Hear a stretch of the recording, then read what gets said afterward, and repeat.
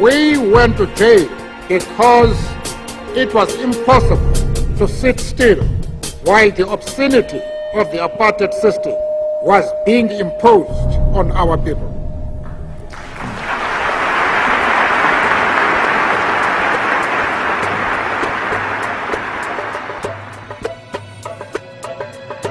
The United States is seen, quite correctly, as being the sole supporter of Israel, and that Israel would not be able to do what it is doing without American green light. The U.S.-Israeli relationship is really unique on Capitol Hill.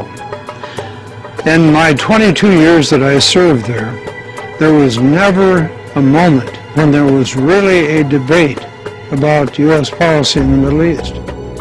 It was always, what does Israel want? And almost always, Congress gave them exactly what they wanted without any debate, without any amendments being considered.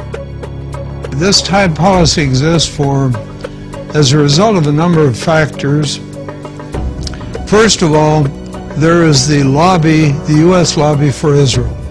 AIPAC, American-Israeli Public Affairs Committee. It has a multi-million-dollar budget. It has a highly professional group of people working on Capitol Hill. They know the legislative process, they know the personalities, and therefore advance what's best for the state of Israel. Congress seems to think that if you oppose what Israel wants, you'll be defeated in the next election.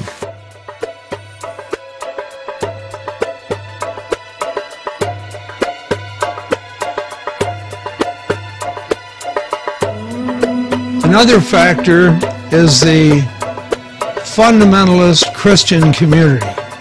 Fundamentalists are often represented by the televangelists that are on TV. They believe that a strong Israel is a part of God's plan. They believe that the day will come when a battle will occur in the plain of Armageddon in the Middle East. There will be the forces of truth and righteousness on one side, the forces of evil on the other side. And in that struggle, the Christian forces, led by the second coming of Jesus Christ, will prevail. All of the Jews will be either destroyed or converted instantly to Christianity. It may sound to the viewer as a very far-out notion, but believe me, it is widely held and supported by millions of Americans whose doctrines really, in the ultimate, are hostile to the survival of Jews, but nevertheless, the supporters of Israel see this vast body of American people as being a great asset at this time, so they embrace them.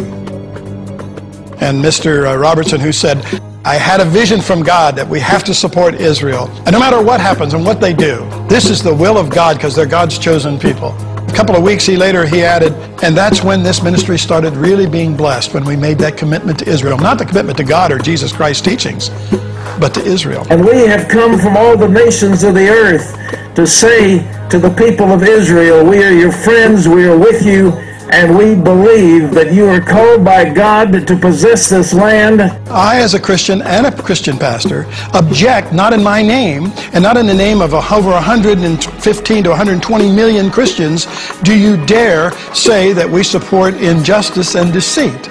We do not. The citizenry of this democratic society is systematically deprived of access to the real facts. The American media play a major role in continuing U.S. support for Israel through leaving out vast swaths of information.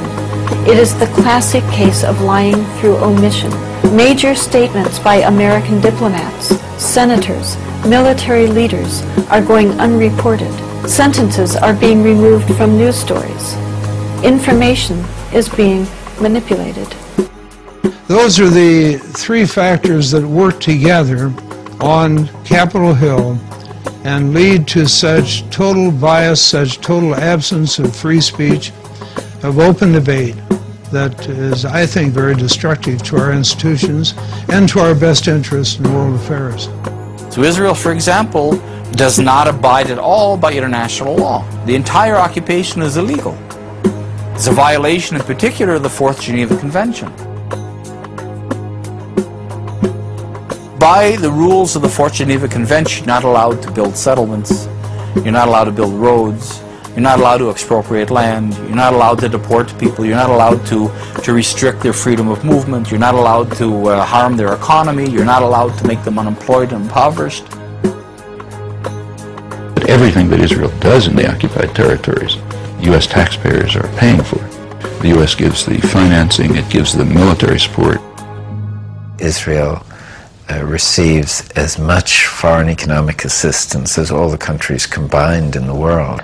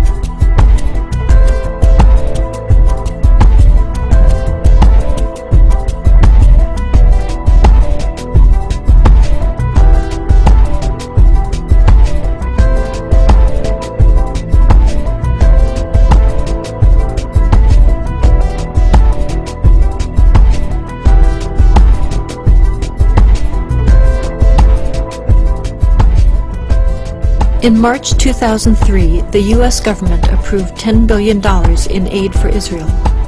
At the same time, it withheld a $3.5 billion grant to upgrade the training of first responders, those who would be first to respond to a terrorist attack. Spent domestically, that $10 billion could buy health care coverage for over 4 million children without proper coverage, or pay for 1.5 million American children to attend Head Start child development programs to prepare them for school, or simply help states offset the costs of one of the worst fiscal crises in half a century.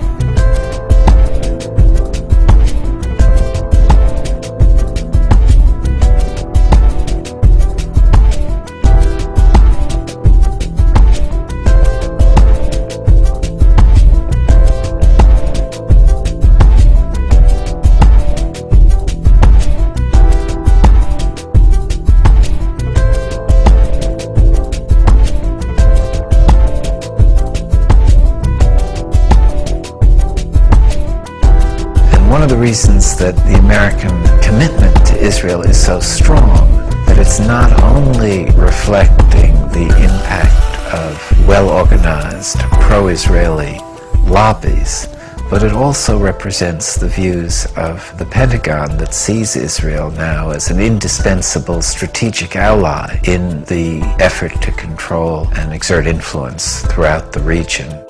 The main concern for the United States, like the world, is the oil-producing regions. And in order to control that, you need a way of doing it.